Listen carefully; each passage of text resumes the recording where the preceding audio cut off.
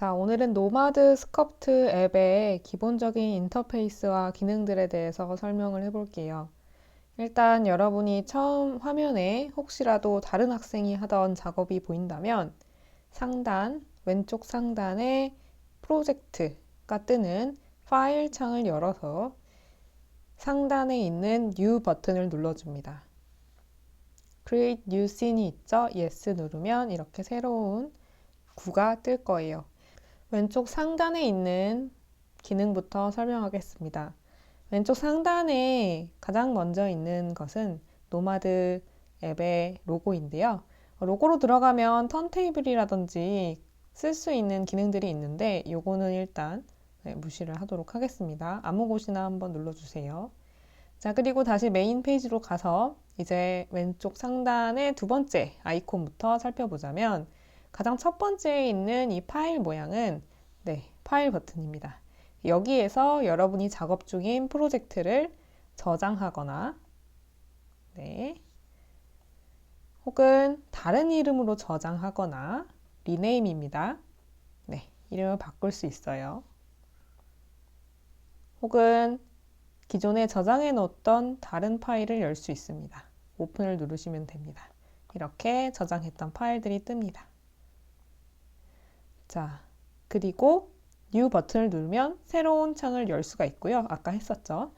딜리트 버튼은 기존에 저장되어 있던 것을 삭제하는 곳인데 이것은 웬만하면 딜리트를 하지 않길 바래요. 실수로 다른 학생 작품을 삭제하는 경우들이 왕왕 있어서 사용을 하지 않기를 바랍니다.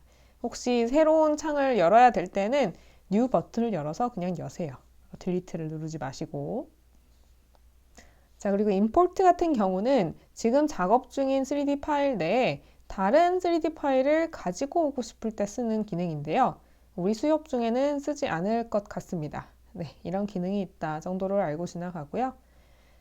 그리고 프로젝트 오토세이브가 체크되어 있는지 한번 확인을 해보세요.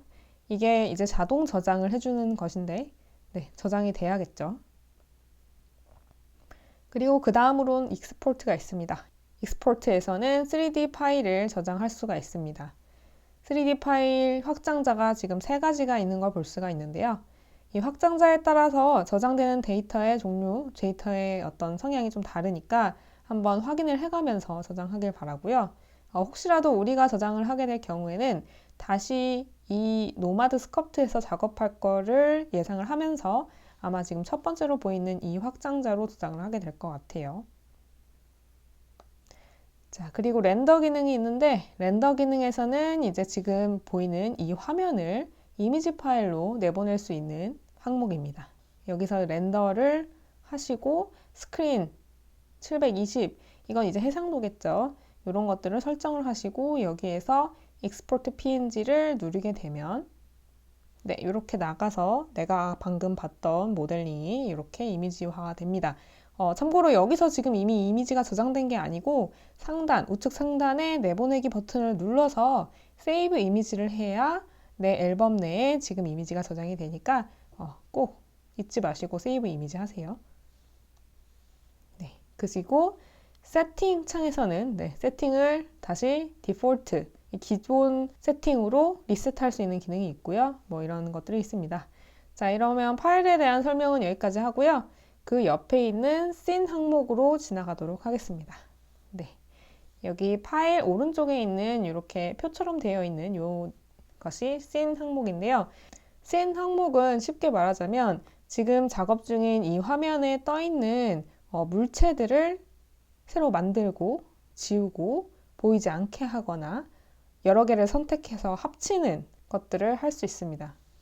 자, 지금 씬 하단에 보시면 여기 스피어 하나가 써져 있는 걸 볼 수가 있죠. 이게 지금 여기 화면에 보이는 스피어예요. 자, 그래서 이 스피어 내가 눈 모양을 한번 누르면 작업 중이던 스피어가 가려지는 걸 볼 수가 있고요. 다시 켤 수도 있고요. 여기 스피어의 오른쪽에 있는 연필 모양 누르면 스피어의 이름도 다시 설정을 할 수가 있어요. 바뀐 거 보이시죠? 그리고 여기에서 오른쪽에 있는 쓰레기통 누르면 삭제됩니다. 다시 살려볼까요? 참고로 노마드 스커프트에서의 손가락 터치 인터페이스는 그 프로크리에이트 배웠던 거와 같아요. 그래서 손가락 2개로 화면을 누르면 실행 취소가 되고요. 손가락 3개로 화면을 누르게 되면 다시 실행이 됩니다. 네, 참고하시고 실행 취소와 다시 실행은 좌측 하단에도 버튼을 통해서 조작이 가능해요. 자, 씬으로 다시 들어가서 9 여기에서 우측에 있는 쓰레기통 우측에 있는 네모네모를 한번 누르면 이건 복제입니다. 여기서 복제가 바로 가능합니다. 자, 그리고 이 복제되었던 것들 내가 하나로 합쳐서 작업하고 싶어요 라고 하면 여기서 왼쪽에 체크박스를 2개 다 선택을 해서 심플 머지나 복셀 머지를 할 수 있는데요. 이 개념에 대해서는 추후 필요하다면 설명을 하도록 하겠습니다. 다시 지워주고요. 네, 하단으로 내려가면 프리미티브라는 게 있는데요. 프리미티브에서는 우리가 작업할 수 있는 기초적인 입방체를 만들 수 있습니다. 여기서 박스를 한번 눌러볼게요. 네, 이렇게 박스를 누르게 되면 프리미티브 박스라고 해서 박스의 가장 기본적인 옵션이 지금 어떻게 설정되어 있는지를 보여주는 창이 이렇게 보입니다. 여기에 대한 설명도 추후에 하도록 하고요. 자, 여기서 이렇게 박스 보이는 거 지금 가운데에 화려하게 동그라미와 화살표들이 떴는데 이건 이제 기즈모라는 툴이에요. 이 기즈모라는 툴은 물체를 이동시키거나 그쵸? 화살표를 통해서 해당하는 축으로 이동시키거나 크기를 줄였다가 키웠다가 하거나 혹은 형태를 변화시킬 수 있어요. 지금 조작하는 부분은 여기 있는 작은 구예요. 네, 실행 취소를 하겠습니다. 자, 이렇게 해놓으면 지금 우리 화면에 직사각형과 구가 있죠. 자, 요거 씬 항목에 가서 다시 한번 확인을 하면 이렇게 아까 이름을 바꿨던 스피어 구가 있고 그리고 박스가 새롭게 만들어진 걸 볼 수가 있습니다. 지금 이 상태에서 상단에 보이는 이 Validate이라는 버튼을 누르게 되면 이게 만들어지는 거거든요. 아직은 확정적으로 만들어지지 않았기 때문에 오른쪽에 툴박스가 활성화가 안 되는데 일단은 지금 이걸 하지 않을 거기 때문에 박스를 삭제를 하겠습니다. 네, 이렇게 해서 다양한 도구들을 만들 수 있는 곳이 바로 씬 항목입니다. 자, 그러면 씬을 끄고 이제 오른쪽에 있는 토폴로지 메뉴로 가도록 하겠습니다. 토폴로지 메뉴는 이렇게 네모가 여러 개 있는 이미지로 되어 있는데요. 지금 토폴로지를 눌렀더니 No Selected Mesh라고 나오죠. 이게 지금 내가 선택한 오브젝트가 없기 때문에 이거에 대한 설정을 할 수 없다라고 하는 건데 이걸 선택하면 이걸 활성화하고 다시 보시면 떠 있어요. 그쵸? 이 토폴로지 항목에 대해서 설명하기 위해서는 토폴로지의 개념이 뭔지를 일단 설명을 해야 될 것 같아요. 쉽게 말하자면 3D 데이터를 저장하고 구현하는 방식이라고 할 수 있는데요. 우리가 실존하는 물체들은 모든 어떤 형태가 이미 실존으로 존재를 하고 있지만 디지털 상에서 그것의 형태를 저장하기 위해서는 그 데이터들을 전부 다 저장을 할 수가 없어요. 그래서 대상을 점, 선, 면으로 간략화해서 저장을 합니다. 그리고 구현도 하고요. 자, 이 토폴로지를 쉽게 보려면 왼쪽 하단에 있는 와이어를 한번 눌러보세요. 그러면은 구의 와이어가 갑자기 나타나는 걸 볼 수가 있는데요. 토폴로지에서 가장 왼쪽에 있는 걸 누르고 그 다음에 하단에 있는 멀티 레졸루션을 보면 여기가 지금 5단계로 나뉘어져 있는 걸 볼 수가 있어요. 요 발을 한번 왼쪽으로 내려볼게요. 자, 그렇게 되면 구를 구성하고 있는 점과 선과 면의 수가 적어지죠. 밀도가 낮아지는 거예요. 그래서 이 상태에서는 이렇게 내가 조형을 하더라도 섬세하게 구현을 하지 못하고 깨지는 걸 볼 수가 있어요. 그런데 내가 토폴로지를 이렇게 높여놓고 와이어 보시면 와이어가 많죠. 와이어의 밀도가 높은 상태에서 클레이로 이렇게 작업을 하게 되면 아까에 비해서 훨씬 더 섬세하게 나타나는 걸 볼 수가 있죠.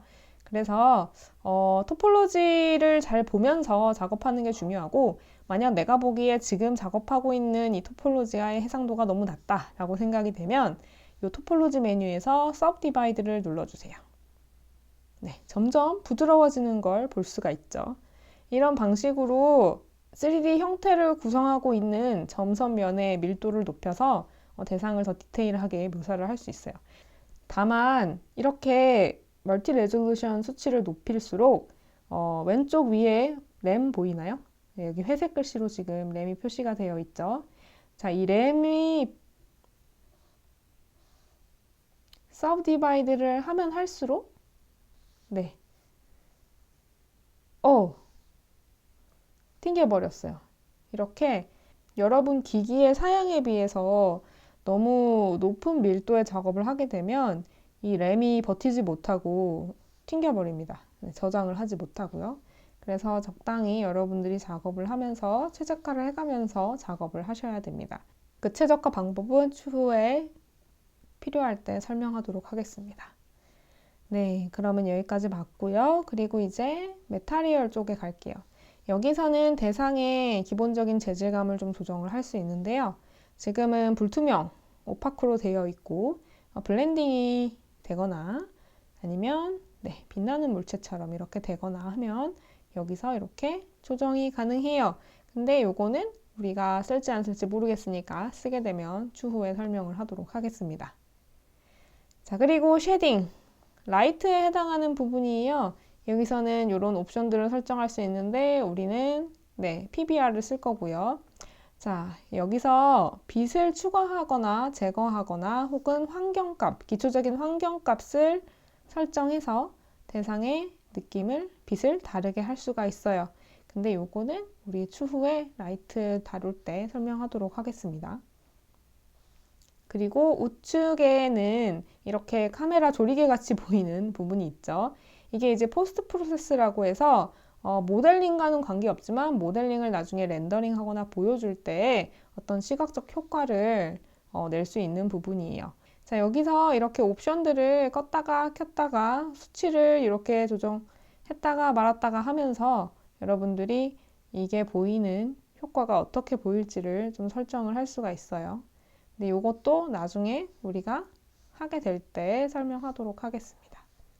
자, 그리고 우측은 백그라운드예요. 백그라운드는 이제 여러분들이 만약 백그라운드 색깔 다른 걸로 하고 작업하고 싶다. 혹은 렌더링 할 때 백그라운드 색깔이 물체에 비해서 이런 색이어야 되겠다라는 게 있으면 이렇게 색깔 조정을 할 수 있고요.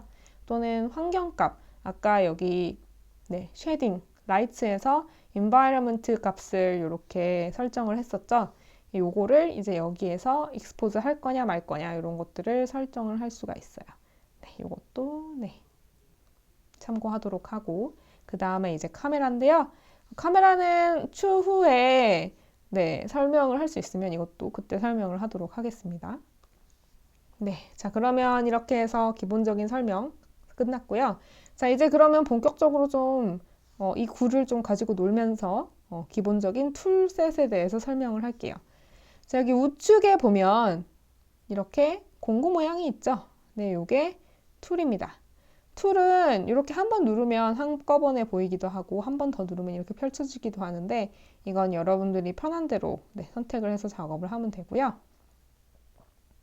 이 툴 박스 왼쪽에 보면 이렇게 박스 보이시나요? 이 박스 굉장히 중요합니다. 이제 여러분들이 작업하면서 이 박스를 통해서 어디가 내 작업하는 데 정면이고 어디가 왼쪽이고 어디가 탑 그리고 어디가 아래인지를 확인할 수 있어요. 이렇게 손가락으로 이렇게 하나로 이렇게 돌리면서 봐도 되지만 이 박스를 가지고 프론트, 이 상태에서 프론트를 톡하고 누르게 되면 바로 프론트 화면으로 전환되거든요. 이 기능들을 좀 적극적으로 활용을 해야 될 거예요. 그리고 화면이, 선생님 갑자기 화면이 이렇게 밀렸어요 라고 하는 학생들은 손가락 2개로 이렇게 끌면, 손가락 2개로 터치한 상태로 끌면, 이렇게 이동을 할 수가 있어요. 손가락 1개는 회전, 2개는 이동. 2개로 톡 건드리는 건 뭐다? 실행 취소. 3개로 톡 건드리는 거는 다시 실행. 기억하시고. 자, 이런 프론트 상태에서 한번 클레이를 가지고 튀어나오게 해볼게요. 자, 여기 왼쪽 상단에 보면 이런 막대가 있죠? 이제 여러분들 프로크리에이트 했던 친구들은 조금 익숙할 거예요. 자, 프로크리에이트에서 회계 굵기, 레디우스 조정하는 거 똑같고요. 여기 인텐시티, 그러니까 강도 조정하는 것도 똑같아요. 그래서 여기에서 적당한 크기와 강도를 조절하시고, 지금 이렇게 발을 왔다 갔다 거리면 내가 가장 마지막에 터치했던 부분에서 이렇게 지금 미리 보기로 보여주고 있는 걸 볼 수가 있어요. 회계 크기. 자, 이렇게 한 상태에서 이렇게 동글동글을 하면 네, 튀어나옵니다. 자, 클레이는 이렇게 기본적인 어떤 스컬프팅을 할 때 튀어나오고 들어가게 하는 도구입니다. 자, 여기서 만약 여러분들이 이렇게 대칭으로 작업되는 게 싫다면 여기 인텐시티 밑에 시메트리가 있죠. 시메트리라고 SYM이라고 되어 있는 거를 이렇게 끄고 작업을 하게 되면 네, 이렇게 비대칭으로 작업을 할 수가 있어요. 선생님, 저는 근데 지금 이렇게 튀어나오는 거 말고 좀 들어가게 해서 작업하고 싶어요. 쏙 파이게 하고 싶어요. 자, 그렇다면은 여기 서브라는 거를 누르시면 네, 이렇게 쏙 들어가게 조형이 돼요. 한번 옆에서 볼까요? 네, 쏙 들어가죠. 이렇게 가능하고요. 자, 그리고 시메트리 킨 상태에서 이 부분 하단에 보시면은 섭 밑에 스무스라는 게 있죠. 자, 스무스는 여기서 선택해도 괜찮고요. 오른쪽에 내려가면 이렇게 생긴 스무스라는 기능이 있어요. 여기서 선택을 해도 돼요. 자, 다시 클레이에서 왼쪽에 하단에 있는 스무스를 눌러볼게요. 짠, 이렇게 누르시고 이것도 이렇게 키워보시고 한번 스무스 기능을 활용을 해볼게요. 지금 여기에 눈 부분 보시면 좀 이렇게 깨져 있는 거 볼 수가 있죠? 이 부분을 이렇게 스무스 가지고 문질문질 하면 네, 표면이 매끄럽게 변하게 됩니다. 네, 와이어도 한번 볼까요? 매끄러워졌죠? 자, 그러면 브러쉬는 뭘까? 브러쉬는 클레이와 조금 유사하지만 클레이가 스컬프팅에 조금 더 편하다면 브러쉬는 조금 더 섬세한 것들을 할 수가 있대요. 근데 요거는 이제 하기 나름이니까 추후에 네, 쓰도록 합시다.